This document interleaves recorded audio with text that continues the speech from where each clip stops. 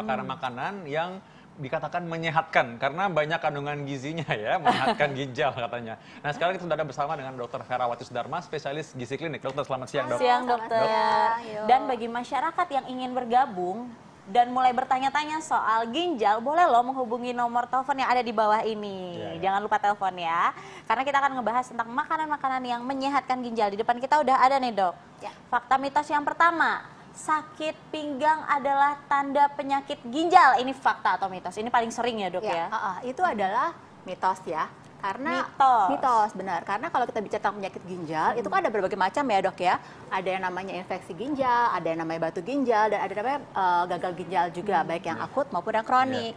Nah, yang berhubungan dengan masalah sakit pinggang biasanya infeksi saluran kemih. Tapi dengan syarat infeksi saluran kemihnya yang sudah lanjut ya, Dok ya. Jadi karena kita ingat bahwa posisi ginjal sendiri secara anatomi kan di daerah belakang, itu berdekat dengan pinggang. Nah, kalau sudah menyebar, biasanya ada nyeri yang menyebar di daerah pinggang. Nah, bedanya kalau dengan sakit pinggang biasa, dia tidak menghilang dengan perubahan posisi maupun perubahan aktivitas gitu. Dan memang perlu sekali kalau misalkan sudah merasa tadi sakit pinggang, boleh saja kalau mau periksa ya. Boleh, karena memang pemeriksaan tersebut kan tentu bisa mengarahkan bahwa ini sakitnya sebenarnya mana. Kadang-kadang yang dibilang pinggang taunya punggung ya. Itu beda juga ya. Oke, bisa jadi. Kita makin kembali mengenai gagal ginjal ya. Nah, jangan sampai gagal paham ya, gagal ginjal. Nah, ini kalau minum air putih sebanyak mungkin ini bisa mencegah penyakit ginjal. Ini fakta atau mitos? Ini adalah mitos, karena sebanyak mungkin, Dok. Kalau sebanyak mungkin nanti kesannya ada yang namanya overhidrasi atau water intoksikasi, itu berbahaya. Tetapi kalau minum air dengan cukup sesuai dengan indikasi itu sebenarnya oke banget. Gitu. Water intoksikasi itu tadi maksudnya adalah keracunan air. Betul. Bisa aja loh keracunan air. Bisa banget. Jadi jangan pikir kalau air itu sebanyak-banyaknya lantas menyehatkan. Betul sekali. Nah, di depan kita nih udah ada makanan-makanan nih, Dok, yang katanya menyehatkan ginjal. Kita pertama ngebahas di depan Nisa dulu nih. Ini ada buah-buahan, sayur, paprika, maklum jarang ke dapur. Ya kelihatan ya. Ini ada kembang kol dan ada paprika warna-warni, ada merah, hijau dan kuning, Dok. Ini katanya mampu menyehatkan ginjal, Dok. Kenapa, Dok? Dan apa kandungannya yang mampu menyehatkan ginjal? Ini kembang kol. Sebenarnya dari rekomendasi National Kidney itu dikatakan bahwa kembang kol bahkan juga. Sebentar, Dok, ini ada bunyi telepon ya. Kita angkat dulu coba. Dokter Nisa silakan menyapa. Halo, dengan siapa di mana? Halo, Bu Syarifah ini, Bu Syarifah Pontianak. Halo, Bu Syarifah di Pontianak. Ada pertanyaan terkait dengan makanan yang menyehatkan ginjal. Apa nih, Bu, pertanyaannya? Iya, saya berumur 64, dokter. Tapi saya gemar berenang setiap hari. Kalau enggak pun saya jogging sampai nenek-nenek ini. Jadi yang saya tanyakan untuk anak-anak saya tentunya, karena mereka masih muda belia, kayaknya dia juga merokok kenceng. Jadi itu juga saya mau tanya, kalau orang terhindar dari untuk ginjal ini, apakah dengan angkat-angkat berat atau stres atau bisa juga dokter terkena ginjal, kerusakan ginjalnya. Jadi selain minum air putih yang banyak, olahraga yang rutin, terukur dan teratur, lalu apalagi selain itu, terutama saya yang nenek-nenek 64. Terima kasih, dokter. Baik. Terima kasih, Bu di Pontianak ya. Wah, ini sebenarnya ini memang sering tanya juga sama pasien-pasien kita ya, bagaimana orang yang menjaga kesehatan ginjal. Secara singkat, dari perspektif ahli gizi bagaimana, dokter? Dari kami sendiri sebenarnya yang pertama tentu saja kita memperhatikan makan apa yang kita makan. Karena kalau misalnya kita bicara ginjal, maka kita bicara tentang cairan. Ketika cairannya sudah cukup, maka proses ekskresi atau pengeluaran sisa-sisa metabolisme akan lebih baik lagi. Yang kedua, memang kalau ginjal sendiri berhubungan dengan penyakit jantung ya, Dok ya. Fungsi ginjal juga akan berpengaruh, diabetes juga berpengaruh terhadap kesehatan ginjal. Jadi hal-hal yang menyangkut makanan untuk mencegah penyakit jantung, untuk mencegah penyakit diabetes harus diperhatikan. Dan berikutnya adalah harus diingat, pada kondisi tertentu seperti misalnya pada penyakit gagal ginjal kronik, itu juga harus diperhatikan juga selain protein yang penting, juga bahan makanan yang ada natrium atau kalium ataupun fosfatnya. Itu harus diperhatikan juga. Dan ketika dalam kondisi hamil maupun laktasi, itu juga harus ditambah lagi dari rekomendasi agar mencukupi kebutuhan air pada saat hamil maupun menyusui. Dan ingat tadi kalau misalkan kita mau menjaga kesehatan ginjal adalah kita bagaimana mencegah penyebab penyakit ginjal. Tadi bagaimana asam urat yang berlebihan juga kita harus jaga, bagaimana orang yang hipertensi atau tekanan darah tinggi harus dijaga. Dan intinya dari bagaimana kita bisa menjaga supaya tidak sampai terjadi darah tinggi, diabetes atau asam urat yang meningkat dari gizi yang kita bahas hari ini ya sekarang ya. Ya, oke. Nah, sekarang lanjut lagi nih mengenai gizi sekarang yang lagi kita bahas. Tadi sudah ada kembang kol, lalu paprika ya. Untuk kembang kol sendiri sebenarnya rekomendasinya ini cukup baik sekali karena dalam hal natriumnya, kaliumnya, fosfatnya yang umumnya terganggu pada penyakit gagal ginjal kronik itu sangat rendah sekali.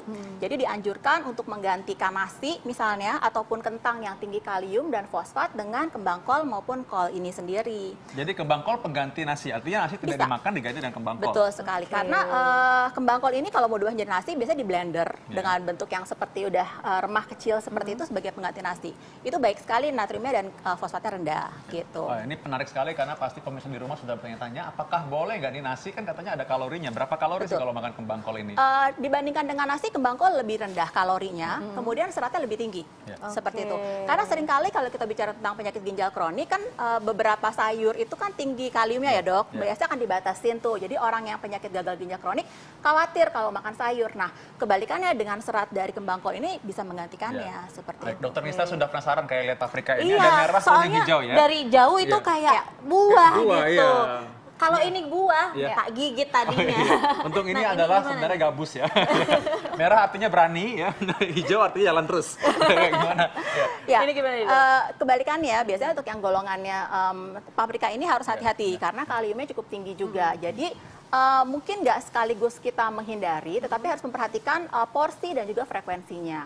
Biasanya untuk sayur-sayuran yang ada kaliumnya ini sudah ada sudah ada anjurannya juga untuk dibilas ataupun direndam dok, untuk mengurangi kandungan dari si kaliumnya ini. Dibilas dan direndam ya, tapi bukan direbus ya dok ya? Ya, setelah itu akan direbus, dibikin menjadi sop dengan tidak mengonsumsi kuahnya. Gitu. Nah, ini masih menarik sekali karena jaga kesehatan ginjal ini adalah kita harus menjaga kesehatan makanan kita. Nah, ini sekarang masih ada nih kita belum bahas nih mengenai buah-buahan dan juga makanan lauk pauk, apa yang boleh dimakan, apa yang tidak boleh dimakan, dan bagaimana kita menjaga kesehatan ginjal setelah satu ini tetap di Hidup Sehat. TV One. Nah, gejala penyakit ginjal dokter Nisa ya. Benar. Itu kalau misalnya kegatelan masuk nggak dok? Kegatelan ini ada banyak efek yang lain ya. Iya maksud saya gatal tangannya. Iya, kalau cowok dibilang gatal kan lain. Jadinya ya. Tapi memang kadang-kadang kalau orang penyakit ginjal itu yang menjadi penyebabnya itu yang bisa menjadi gejala berikutnya juga ya. Wah, ada telepon lagi nih dok. Tinggi juga bisa ya. Oh, ada telepon lagi ya. Oke, dokter Nisa sekarang lagi silakan dokter Nisa. Oh, saya lagi. Oke. Halo. Halo. Iya, dengan Bapak siapa di mana? Dengan Bangka dari Batam. Oke, Pak, ini ada pertanyaan apa buat dokter kita hari ini? Iya, saya pernah mengalami sakit ginjal. Ya, udah 2 tahun, 1 tahun lebih lah gitu. Tapi memang sekarang udah berkurang gitu. Apakah karena pengaruh memang saya banyak minum air putih sih? Apa karena minum air putih atau gimana ya dok? Kadang timbul, kadang tenggelam ya. Sakitnya itu. Mungkin penyakitnya bisa dijelaskan? Ya. Jadi penyakitnya yang hilang timbul tadi? Iya. Yang hilang timbul tuh apanya Pak? Rasa nyerinya atau? Rasa sakitnya di pinggang. Ya. Halo pinggang Pak. Sebelah. Halo Pak. Iya. Yang hilang timbul tadi rasa sakitnya atau apanya Pak? Rasa sakitnya. Sakit di bagian mana Pak tadi Pak? Karena kalau kencing itu sisa gitu. Oh, kencing sisa. Bapak usia berapa ya Pak ya? Saya usia 50. Jadi kalau malam-malam suka bangun-bangun karena pipis nggak? Ya. Kalau malam hari suka bangun-bangun karena buang air kecil? Iya, suka bangun. Tengah malam bangun. Karena buang air kecil. Oh ya, baik. Ya, baik. Ya ini memang kalau orang punya keluar seperti ini laki-laki biasanya dengan usia lebih lanjut ya biasanya prostat ya, ada juga masalah prostat. Selain juga mungkin yang lain dipikirnya adalah mungkin batu ginjal juga. Nah, sekarang kita bahas dari perspektif gizi nih sekarang nih. Bagaimana kalau orang yang punya keluhan yang sama, kira-kira dari segi gizi apa yang harus dikonsumsi ya dokter? Ya mungkin gini, kalau kita bahas tadi, kalau dengar dari ceritanya arahnya memang prostat, umur laki-laki searah segini. Nah, sebenarnya kalau prostat sendiri kan memang hubungannya dengan hormonal ya. Ketika sudah mulai mengalami masa di mana androgennya mulai berkurang, maka biasanya akan timbullah gangguan prostat tersebut. Nah, kenapa berhubungan dengan ginjal? Karena akan sulit ketika salurannya mengecil karena pembesaran dari prostat tadi. Mungkin Dokter Vito mengerti. Nah, kalau gitu apa yang biasa disarankan? Biasanya kita sering menyarankan agar mengonsumsi makanan-makanan yang misalnya tomat untuk membantu prostatnya, menjaga kesehatan prostat. Itu sudah ada penelitiannya cukup baik. Beta karoten dalam tomat itu ternyata membantu bukan hanya sekedar dari antioksidannya, tetapi membantu juga supaya fungsi dari si endokrinnya juga akan lebih baik lagi. Mungkin itu yang disarankan. Yang kedua, biasanya memang batu ginjal, karena ketika mengalami gangguan untuk pipis atau sakit tadi, tergantung apakah batu tersebut tersumbatnya di daerah mana ya dok ya. Jadi ketika dia ada di daerah yang salurannya kecil, maka timbullah keluhan atau nyeri tadi. Tapi kalau tidak ya tidak. Nah, untuk batu ginjal sendiri memang kita sarankan untuk pertama diperiksa tentu saja jenis batu ginjalnya, jenis batu ginjal apa dulu. Asam urat juga bisa menyebabkan terjadi batu ginjal. 10% dari batu ginjal dari asam urat. Jadi itu harus diperhatikan. Kemudian ada juga batu kalsium, kemudian juga ada juga batu oksalat. Nah, batu kalsium dan oksalat tadi biasanya menumpuk karena tidak adanya fungsi pembersihan yang baik dari ginjal. Nah, fungsi pembersihan tadi biasanya kita bantu dengan minum air. Jadi dia akan membasuh saluran pipis kita dan tidak terjadi pengkristalan dari kalsium maupun oksalat tadi. Gitu dok. Nah ini kalau kita ngomong soal air nih, biasanya mungkin buat sebagian orang senangnya minum jus karena minum air aja katanya kurang nyaman ya. Nah bagaimana kalau misalkan buat nanas ini di jus gitu misalnya, coba gimana dokter? Untuk secara umum ya dok, kalau secara umum baik sekali karena memang nanas termasuk buah yang banyak cairannya, tetapi hati-hati kembali, kita kembali ke gulanya. Mungkin pemilihan nanas tersebut juga tidak boleh dicampur dengan sifatnya pemanis buatan, karena itu tidak baik untuk orang yang memiliki masalah ginjal. Dan tetap saja cairannya setelah minum nanas tadi, karena dia sifatnya serat, serat juga harus didorong oleh air. Jadi konsumsi air juga harus ditambahkan. Gitu dong. Nah, ya, baik. Tadi air tetap harus diminum, harus diminum juga ya. Betul. Selain dari cairan yang dalam buah-buahan. Nah, ada fakta berikutnya dari Dokter Nisa dari tadi udah senyum-senyum dan tidak pakai pemanis buatan senyumnya ya. Iya, saya senyum-senyum ngeliatin Dokter Vito ngomong, soalnya auranya terpancar kemana-mana. Nah, fakta mitos yang selanjutnya nih dok, katanya konsumsi jeruk dapat memperburuk kondisi kesehatan bagi penderita penyakit ginjal. Ini fakta atau mitos dok? Itu adalah fakta pada kondisi pasien dengan penyakit gagal ginjal kronik dan mengalami peningkatan kadar kalium dalam darahnya yang tinggi. Karena kondisi hiperkalemi tersebut biasanya akan terjadi gangguan jantung, misalnya irama jantung, kemudian palpitasi. Nah, biasanya jeruk itu termasuk bahan makanan yang tinggi kaliumnya, dok. Jadi sebaiknya dihindari, sama seperti alpukat juga. Gitu, dok. Berarti satu lagi nih, dok. Bagi penderita penyakit ginjal, pantang untuk konsumsi nasi merah. Ini fakta atau mitos nih dok? Padahal yang kita tahu nasi merah kan sangat baik, sangat sehat sekali kan dok. Tapi kalau untuk penyakit ginjal bagaimana dok? Ya, itu memang sebaiknya dihindari.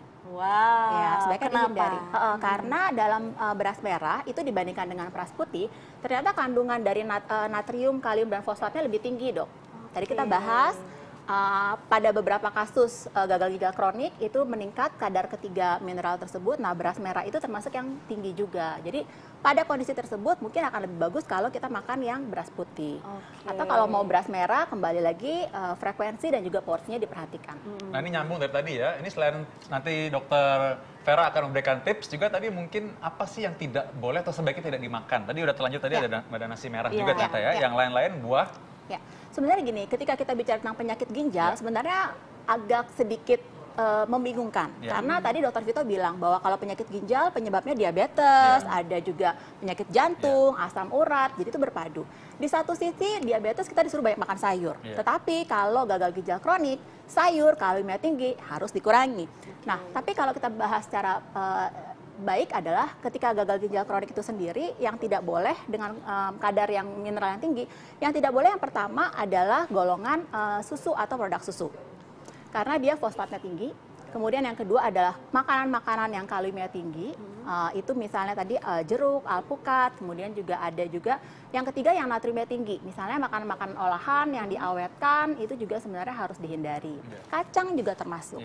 Tetapi dengan syarat ya tadi ya, jika sudah gagal ginjal kronik dan elektrolitnya mengalami peningkatan dalam tubuh. Gitu.